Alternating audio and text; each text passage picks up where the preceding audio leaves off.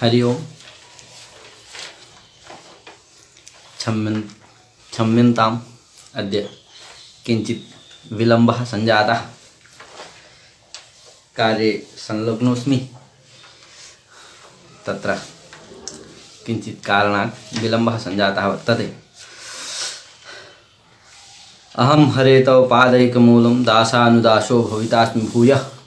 मनः स्मरेत सुपथेर्गुणास्ते गृणेत वाक्कर्म करोतु कायः। अद्य पुनः समूहस्य अस्य संस्थापकाः ये सन्ति, संस्कृत प्रचारे तत्पराः ये सन्ति, तादृशानां परम पूज्यानां प्रोफेसर मदन मोहन झा महाभागानां धन्यवादं सविज्ञाय पुनः अत्र ये समुपस्थिताः सन्ति तेषां पौनः पौन्येन स्वागतं करोमि।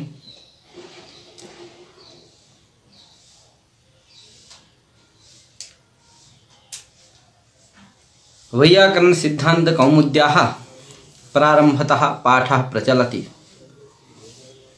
तत्र अथ संज्ञा प्रकरणम् अय्युण् ऋलिक् इत्यादि यत् चतुर्दश माहेश्वर सूत्रं वर्तते तदुपरि विचारः प्रचलति। तत्र यः मया उक्तः तत्र सन्देहः वर्तते। संदेहस्य निवृत्तिः व्याख्यानेन करणीया, अतएव उच्यते व्याख्यानतो विशेषप्रवृत्तिर्न हि संदेहादलक्षणम्। एतदर्थः इयं परिभाषा एतदर्थं वदामि यत् यतोहि इयं परिभाषा माहेश्वर सूत्रतः एव सिद्धा वर्तते।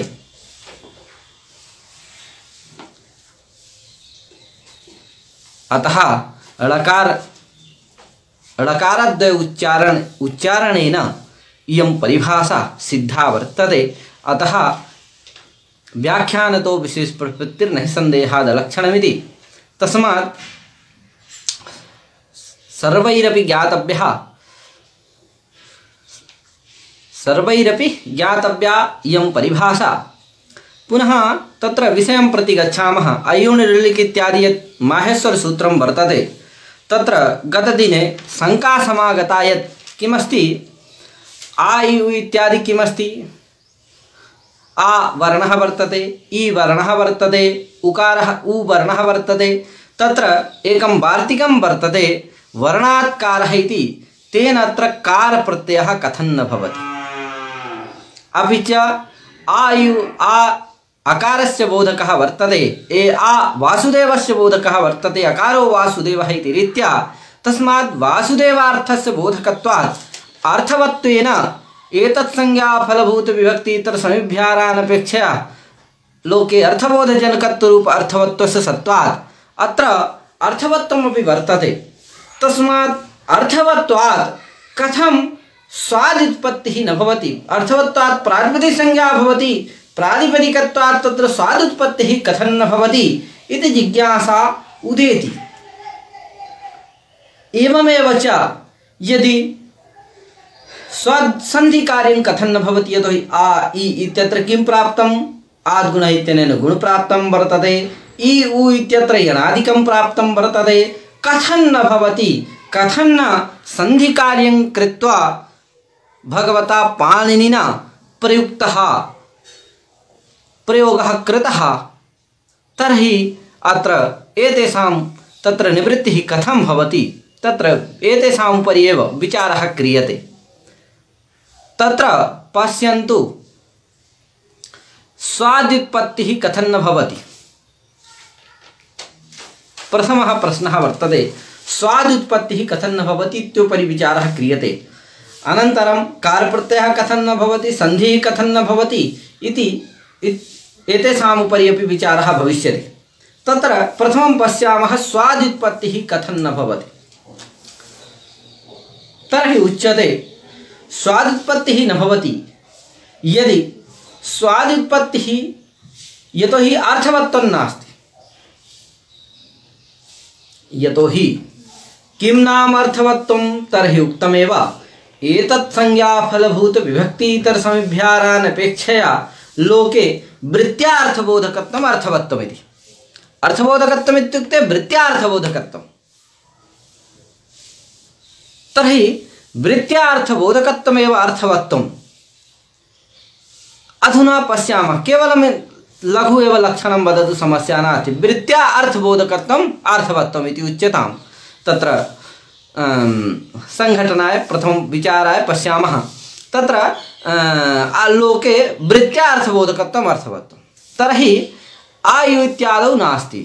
कथं नास्ति? तर्हि उच्यते यदि आ इ उ इत्यादयः ये वर्णाः सन्ति ते अर्थस्य बोधकाः तु सन्ति, किन्तु वृत्त्या अर्थस्य बोधकाः न सन्ति। कथम् इति चेदुच्यते तत्र आयु इत्यादि किमस्ति? वेदे पठिताः सन्ति। आयु इत्यादयः वर्णाः वेदे पठिताः सन्ति। तस्मादेव एतेषाम् अनुकरणमत्र सञ्जातं वर्तते। वेदे या पठितान् पूर्वी वर्तते सैवान् पूर्वी अत्र अनुकरणं क्रियते। अतः अतएव उच्यते एवञ्च एवमान् पूर्विका श्रुतिरेव एषा। अर्थात् इयम् आन्पूर्वी श्रुतिरेव वर्तते। अत्यंत सादृश्यादेव मुच्यते। ततः अतः किं क्रियते? वेदे या पठितान् पूर्वी वर्तते तस्मादेव अनुकरणं क्रियते। अतः इदम् अनुकरणं वर्तते। आ इ उ इत्यादयः ये वर्णाः सन्ति ते अनुकरणीभूताः वर्तन्ते।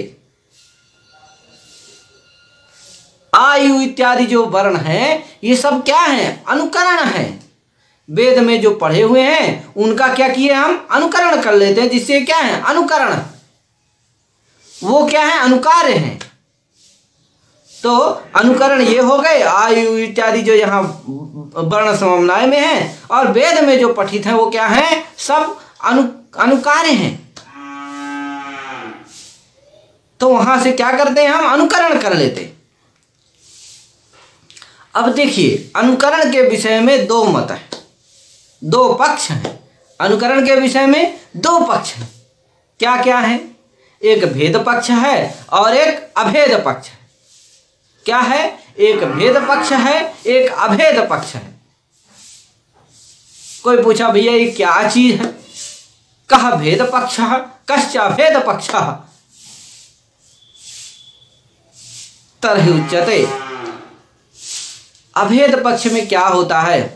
अनुकरण, जब अनुकरण के विषय में अभेद पक्ष मानते हैं तो क्या होता है कि अनुकरण, पहले बताइए कि अनुकरण किस अर्थ का बोध कराता है? किसका बोध कराता है? जो अनुकार्य है उसी का बोध कराता है। जो अनुकार्य है उसी का बोध कराता है अनुकरण। तो जो अभेद पक्ष है उस पक्ष में, जो अभेद पक्ष है, अनुकरण के विषय में दो पक्ष हुए, भेद पक्ष, अभेद पक्ष और भेद पक्ष। तो अभेद पक्ष में क्या होता है कि जो अनुकार्य है उसी को, यद्यपि दोनों पक्ष में जो अनुकरण होता है वो अनुकार्य को बोध कराता है। अनुकरण क्या करता है? अनुकार्य का बोध कराता है।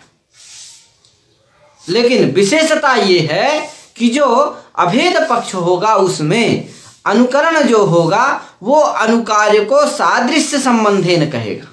किस संबंध से कहेगा? सादृश्य संबंध से कहेगा। सादृश्येन अनुकार्य अर्थ का उपस्थापक होगा। अभेद पक्षे सादृश्य संबंधेन अनुकरणं किं करोति? अनुकार्यम् उपस्थापयति। अनुकार्यस्य बोधकः भवति, न तो वृत्त्या। वृत्ति संबंधेन क्या नहीं करता? अनुकार्य को, अनुकार्य का बोध नहीं कराता। अभी तो किस संबंध से? सादृश्य संबंध से।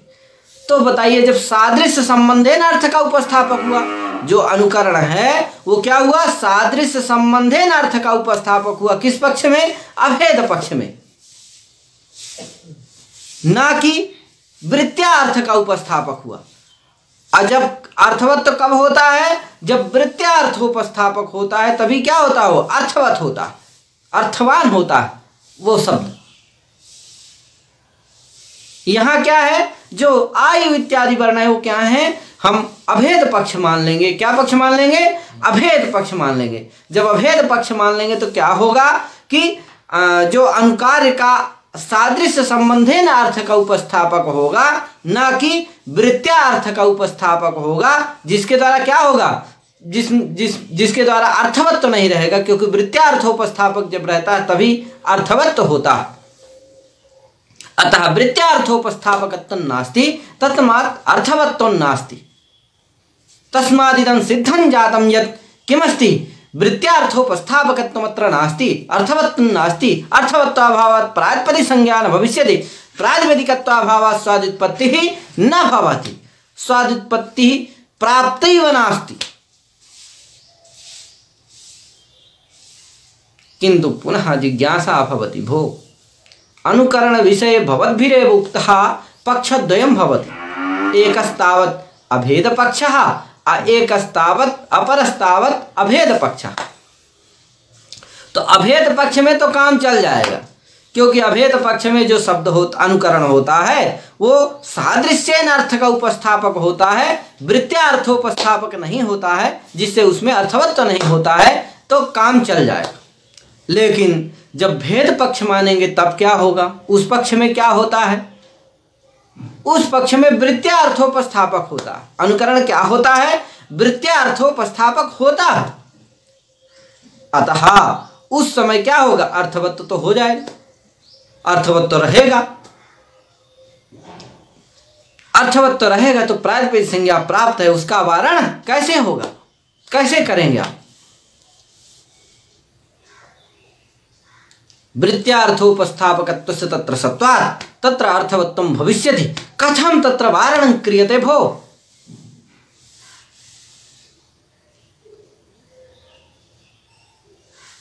तो कहा हमारे पास एक ब्रह्मास्त्र है, श्रौत्रत्वात्, श्रौत्रत्वात् न वर्णेभ्यो व्युत्पत्ति। श्रौत्र है, चूंकि ये सब श्रुति मूलक हैं, श्रौत्र हैं, श्रौत्रत्वात् किम न भवति, वर्णेभ्यो व्युत्पत्ति ही न भवति। इसीलिए शेखरकार जी ने लिखा, अनुकरणत्वेन श्रौत्रत्वाच्च न वर्णेभ्यो व्युत्पत्ति, अर्थात अनुकरण, अनुकरणत्वेन, या तो अभेद पक्ष मान लो तब नहीं होगी, क्योंकि अर्थवत्व ही नहीं रहेगा। यदि आप अनुकरण में भी भेद पक्ष मानते हो तो अर्थवत्व हो जाएगा, तब फिर कैसे वारण होगा। तो इसीलिए उन्होंने लिखा श्रौत्रत्वाच्च न वर्णेभ्यो व्युत्पत्ति। श्रौत्रत्वात् क्या नहीं होगी, सब छांद सत्वात्, श्रौत्रत्वात् क्या नहीं होगी, वर्ण से उत्पत्ति, इन वर्णों से स्वादि उत्पत्ति नहीं होगी। आ ई उ इत्यादि वर्णों से स्वादि उत्पत्ति नहीं होगी, छांद सत्वात्, श्रौत्रत्वात्। ये एक ब्रह्मास्त्र है वैयाकरणों के पास, महान ब्रह्मास्त्र। जब कोई कार्य न चले तो कह दीजिए कि श्रौत्रत्वात्, छांद सत्वात्। यद्यपि एक कार्य, एक अभेद पक्ष मान लिए तो उसी से काम चल गया, उसी से दोष का वारण हो गया। अतः पक्षांतरेण दोषदानम अनुचितम इति धिया तत्र पक्षांतरेण दोषः एव न दातुं शक्यते, किंतु यदि कदाचित् उच्यते चेत् तत्र किं क्रियतां, श्रौत्रत्वात् वर्णेभ्यो न व्युत्पत्तिः इति उच्यताम्। तस्मात् तत्र दोषः नास्ति, तस्मात् स्वादुत्पत्तिः न भवति। अनुकरणत्वेन अभेद पक्षमाश्रित्य तत्र अनुकरणत्वेन अर्थवत्वाभावं न भवति, अथवा श्रौत्र यदि भेद पक्षम तुष्य दुर्जन न्यायनी यदि उच्यते नास्ति भो भेद पक्ष एव अंगीक्रियते, भेद पक्ष तथा वृत्त्यार्थबोधकत्वं तत्र वर्तते, अतः अर्थवत्वम् अस्ति, तत्र पराजयसंज्ञा प्राप्ता, कथं वार्यते इति चेत् तत्र तत्रापि उत्तरं वर्तते श्रौत्रत्वादिति। अतः इदं सिद्धं जातं यत् किमस्ति, यह सिद्ध हो गया कि स्वादि उत्पत्ति नहीं होता। जैसे राम से सु आता तो क्या बनता, राम। उसी तरह आ से आ जाए तो अह बनना चाहिए, ई से आ जाए तो ई बनना चाहिए, होना चाहिए। क्यों नहीं होता, तो इसीलिए नहीं होता क्योंकि अनुकरणत्वेन सौत्रत्वाच्च न वर्णेभ्यो विभक्ति उत्पत्ति ही। पुनः कोई पूछा, भैया ठीक है आप एक तो दिए कि वर्णों से स्वाद उत्पत्ति नहीं होती, ये तो हम जान गए, लेकिन ये बताइए कि वर्णों संधि काहे नहीं हुई, आ और ई में क्या नहीं हुई, संधि नहीं हुई। संधि क्यों नहीं हुई, कस्मात् कारणात् तत्र संधि न कृतः ग्रंथकारेण भगवता पाणिनिना। तो ही परिनिष्ठितस्य प्रयोगः करणीयः, परिनिष्ठितस्य प्रयोगः करणीयः। तर्हि संधिं कृता प्रयोगः करणीयः, किन्तु किमर्थम् अत्र संधि न कृता ग्रंथकारेण इति चेदुच्यते। तत्र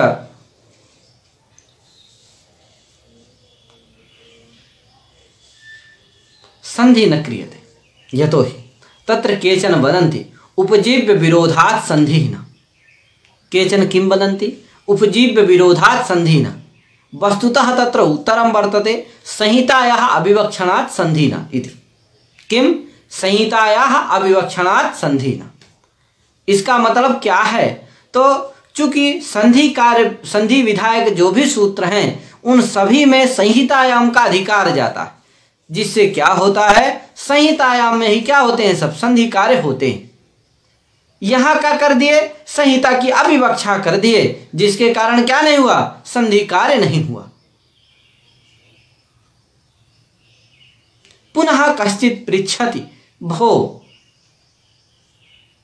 संहिता भवदाधीना वर्तते वा, यदा इच्छति तदा विवक्षां करोति, यदा नेच्छति तदा तस्य अविवक्षां करोति। भवदाधीना संहिता वा, आपके अधीन संहिता है, जब आप चाहो तो क्या कर दो, संहिता की विवक्षा कर दो, और जब चाहो तो उसको अविवक्षा कर दो। तो कहा भैया ये इसे ही समझ लो, ऐसा ही कुछ समझ लो, क्योंकि नियम है। भट्टोजी दीक्षित ने सिद्धांत कौमुदी भादी प्रकरण में, सिद्धांत कौमुदी में लिखा है, भू धातु के अंतिम में संहितैक पदे नित्या, नित्या धातु उपसर्गयोः नित्या समासे वाक्ये तु सविवक्षाम अपेक्षते। संहितैक पदे नित्या, एक पदे संहिता नित्या भवति, एक पद में संहिता नित्य होती है। नित्या धातु उपसर्गयोः, धातु और उपसर्ग में भी संहिता नित्य होती है। एक पद में संहिता नित्य होती है, धातु उपसर्ग में संहिता नित्य होती है। नित्या समासे, समास में भी संहिता नित्य होती है। तो ये तीन जगह क्या होती है, संहिता नित्य होती है।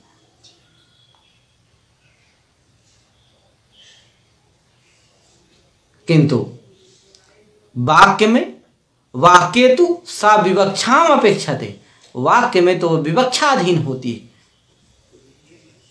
वक्तुरिच्छा विवक्षा तदधीना भवति संहिता। तो तीन जगह तो नित्य होती है, वो रहेगी ही, आप उसमें विवक्षा विवक्षा कुछ नहीं कर सकते, वहां तो निश्चित है वो रहेगी। एक पद में, धातु उपसर्ग में और समास में, तीन जगह क्या होगी, संहिता नित्य रहेगी, वहां आप विवक्षा अविवक्षा नहीं कर सकते।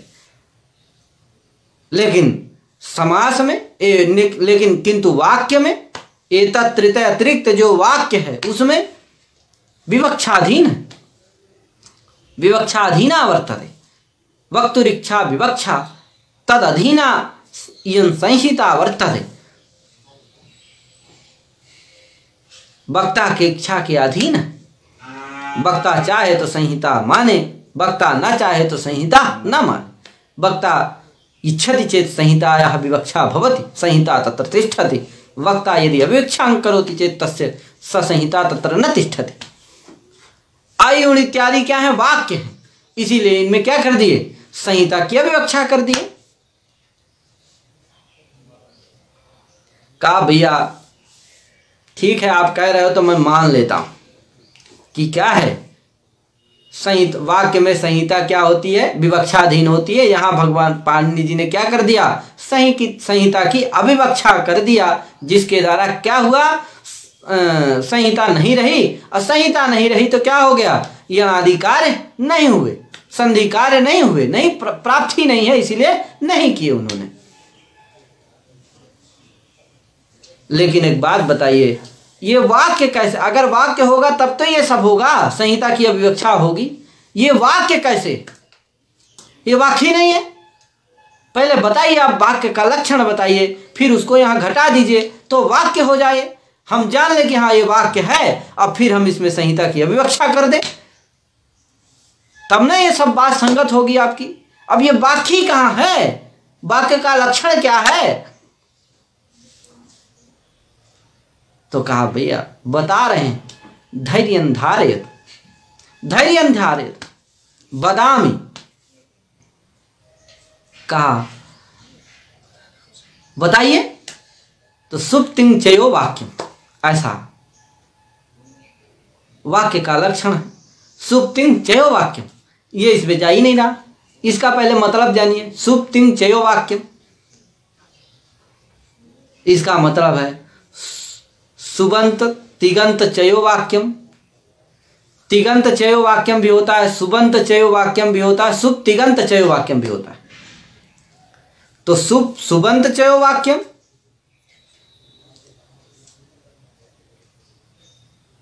और सुप तिगंत चयो वाक्यम और तिगंत चयो वाक्यम।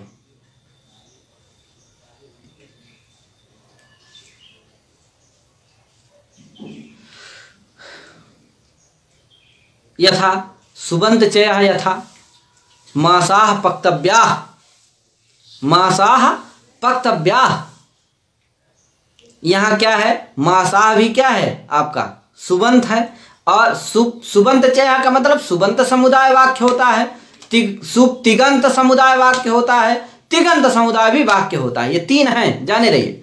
सुबंत समुदाय भी होता है, सुब तिगंत समुदाय भी होता है, और तिगंत समुदाय भी क्या होता है? वाक्य होता है। तीनों का उदाहरण बता रहे हैं। तो सुबंत चयः यथा मासाः पक्तव्याः, ये क्या है? सुबंत चय, दोनों सुबंत है, मासा भी है और पक्तव्याः भी है। अतः दोनों क्या है? सुबंत चय, फिर भी क्या है? वाक्य। वाक्य का लक्षण आप बोल सकते हैं निराकांक्ष प्रतिपत्ति जनकत्वे सति पद समूहत्वं वाक्यत्वं। निराकांक्ष प्रतिपत्ति जनकत्वे सति पद समूहत्वं वाक्यत्वं।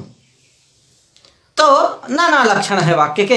हम अभी एक में वाक्य चलते हैं। सुबंत चयः माने सुबंत समुदायः वाक्यम, तिगंत समुदायः सुब तिगंत समुदायः वाक्यम, तिगंत समुदाय। तत्र एकस्य उदाहरणं संजातं वर्तते सुबंत समुदाय यथा मासाः पक्तव्याः इत्यादयः। सुप्तिगंत समुदायः रामः गच्छति, रामः पचति, रामः पठति इत्यादि। अत्र किमस्ति? सुप्तिगंत समुदायः वर्तते, सुप्तिगंत चयः वर्तते। अतः एतदपि वाक्यं वर्तते। तिगंत चयः, तिगंत समुदायः यथा भवति पचति, भवति पचति इत्यपि वाक्यं वर्तते, एक वाक्यं वर्तते। अतः तिगंत चयः अपि वाक्यं भवति। तो ये तीन हो गए ना, सुबंत चयः, सुप्तिगंत चयः माने सुबंत समुदाय, सुप्तिगंत समुदाय और तिगंत समुदाय। ये तीन क्या हैं? वाक्य। तीन, ये तीन होना चाहिए, तभी वो क्या होगा? वाक्य होगा।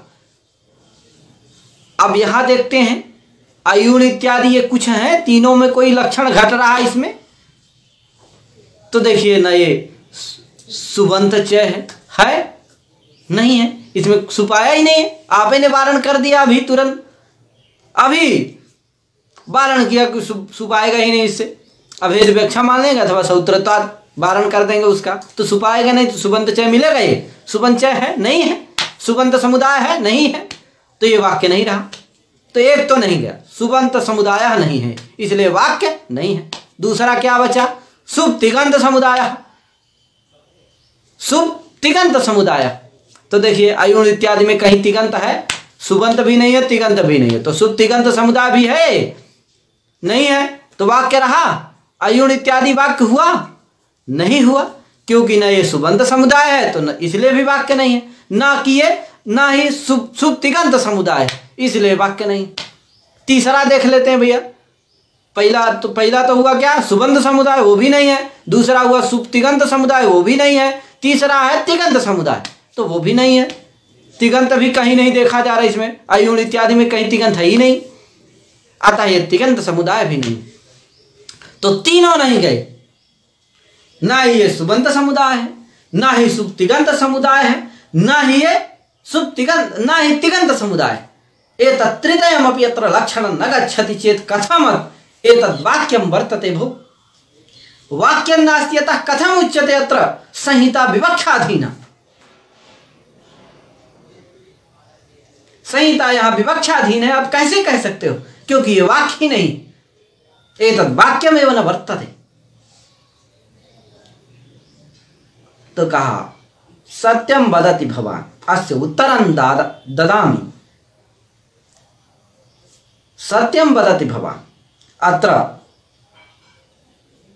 वाक्य लक्षणं न गच्छति। एतत् शुभ तिगंत चयो वाक्यम्, एतद् वाक्य लक्षणम् अत्र न गच्छति। सत्यं, किंतु कारिकायाम् अर्थात संहितैकपदे नित्या नित्याधातु उपसर्गयोः नित्या समासे वाक्ये तु अत्र वाक्ये कारिका घटकं यद् वाक्यं वर्तते तद् वाक्यं किं? तद् वाक्यम् एतस्मात् भिन्नं वर्तते, तत्तु अत्र वर्तते। तद् वाक्यम् एतस्मात् भिन्नं वर्तते, तत्तु अत्र वर्तते, अतः एतद् वाक्यमस्त्येव। कथम उच्यते तद् वाक्यं नास्ति भो? कहा भैया उसी वाक्य का लक्षण बता दो जो कारिका में वाक्य आया है, वही क्या वाक्य है? उस वाक्य का मतलब क्या है? उस वाक्य का लक्षण क्या है?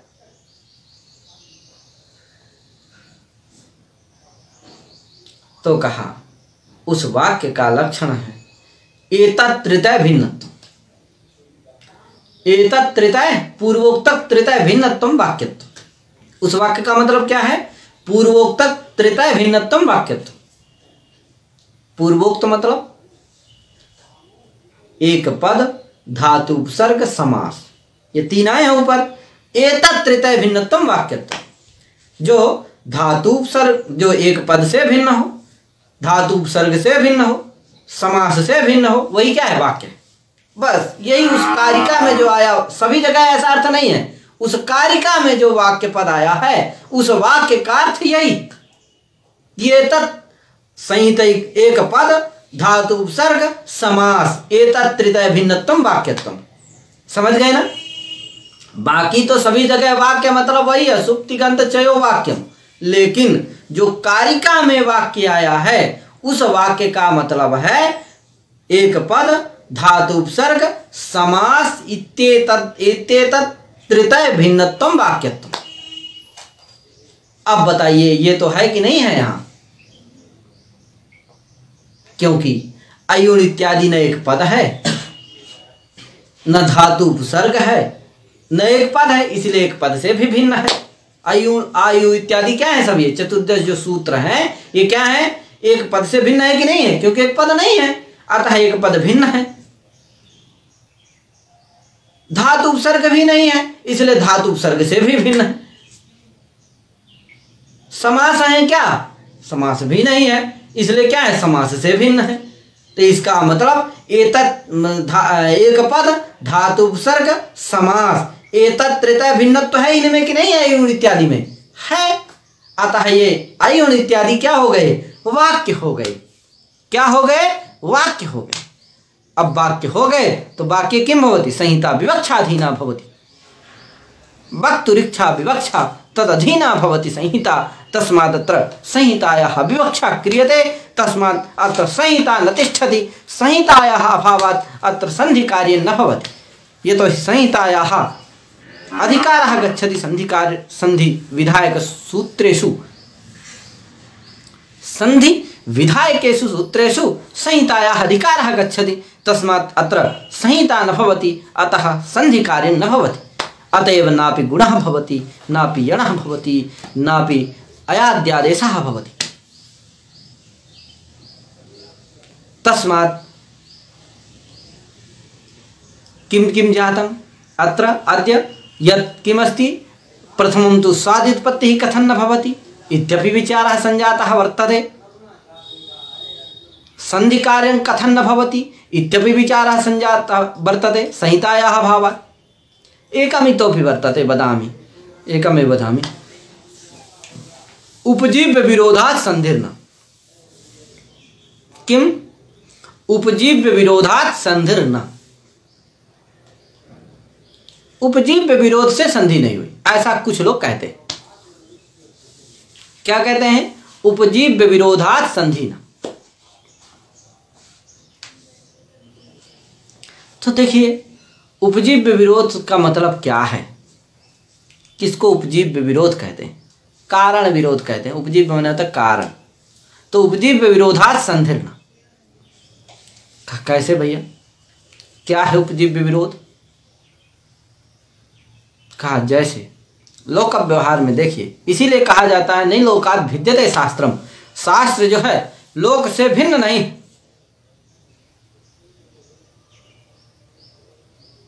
कैसे? कहा लोके दृश्यते यद् पितरुत्पन्नः पुत्रः पितरं न हन्ति। पिता से उत्पन्न पुत्र जैसे अपने पिता को नहीं मारता है, उसी तरह तो वहां देखिए, जो उसका कारण था, जिसके कारण वो आया पुत्र, वो अपने कारण का विघातक नहीं होता है, विघातक में निमित्त नहीं होता है कि नहीं? अपने कारण के विघातक में निमित्त नहीं होता है। यद्यपि अयं युगः कलियुगः वर्तते, अत्र तु बहु दरिदृश्यते। अत्र तु सर्वमपि संभवति, तर्हि हननमपि पितुः हननमपि संभवति, अत्र संदेहः नास्ति।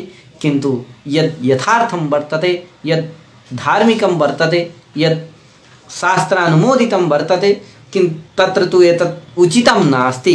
किन्तु करोति चेत् करोति, किं करिष्यामः? वयं सर्वे किं करिष्यामः? बहवः सन्ति ये निषिद्धाचरणमेव कुर्वन्ति चेत् तेषां किं कुर्मः? तर्हि किन्तु तत्र एतत्तु शास्त्रसिद्धमेव वर्तते, शास्त्र अननुमोदितमेव वर्तते। अतः किमस्ति? कारण विघातं प्रति निमित्तः न भवति। अतः पितरं न हन्ति, पिता को नहीं मारता। उसी तरह से यहाँ देखिए, यहाँ भी ऐसा है।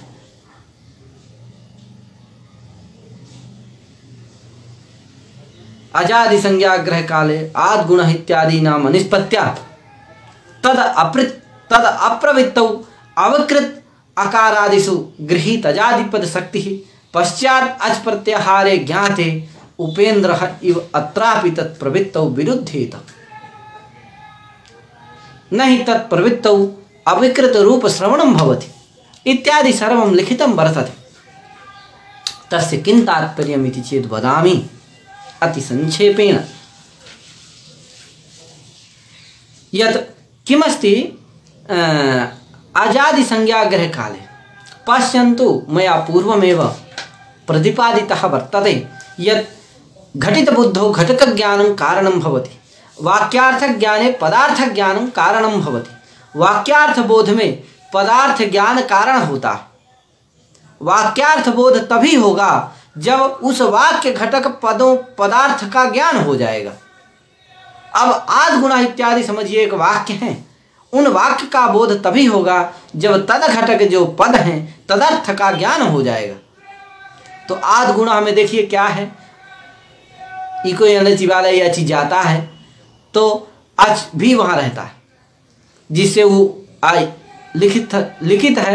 कोई कहे कि भैया वो तो सूत्र में नहीं है, जो वाक्य आप बताए आद गुणा उसमें कहाँ है अचि, तो इसलिए उसका ज्ञान जरूरी नहीं है। तो कहिए कि सूत्रेषु हि तत्सर्वं यद् वृत्तौ यच्च वार्तिके इति वर्णोपदेश प्रसंगे उद्योते लिखितं वर्तते। अतः सूत्रेषु हि तत्सर्वं यद् वृत्तौ यच्च वार्तिके, यद् वृत्तौ भवति यच्च वार्तिके भवति तत्सर्वं सूत्रे भवति इति ज्ञातव्यम् अवश्यमेव। अर्थात जो वृत्ति में हो, जो वार्तिक में हो, वो सभी सूत्र में है, ऐसा ही समझना चाहिए। वो सूत्र से भिन्न नहीं है, नहीं तो अप्रामाणिक हो जाएगा। सूत्रोक्त ही प्रमाणिक होगा और बाकी सब जो वार्तिक रहेगा, वृत्ति रहेगा, वो सब क्या होगा, अप्रामाणिक हो जाएगा। तस्मात् तत्समीचीनं नास्ति। अतः किमस्ति,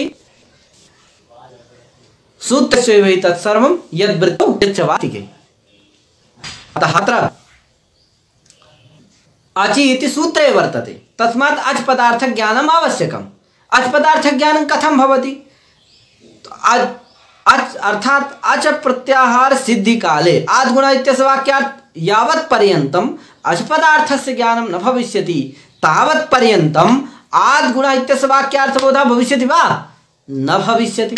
जब तक अच पदार्थ का ज्ञान नहीं होगा तब तक क्या नहीं होगा, आद् गुण इसका वाक्यार्थबोध नहीं होगा।